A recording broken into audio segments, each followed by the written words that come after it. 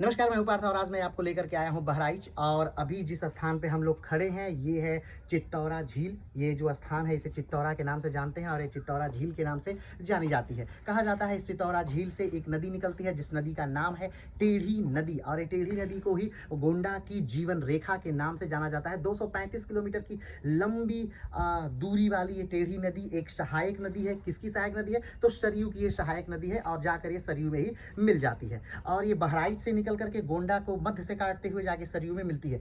अभी हम लोग जहाँ पर खड़े हैं ये में हमारे पीछे जिसकी मूर्ति है ये है महाराजा सुहेल देव। ये जो क्षेत्र आपको दिख रहा है ये पूरा जो क्षेत्र है ये इस क्षेत्रों में स्थान पर लड़ाई हुई थी।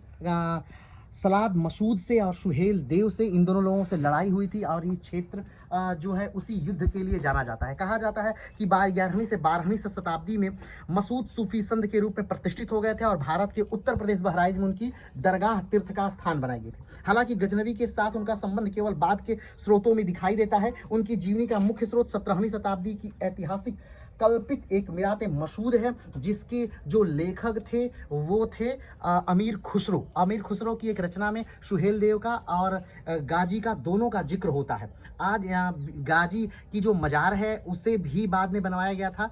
कहा जाता है कि तुगलक वंश के जो दूसरे राजा थे उनके द्वारा गाजी का जो मकबरा था वो बनाया गया था।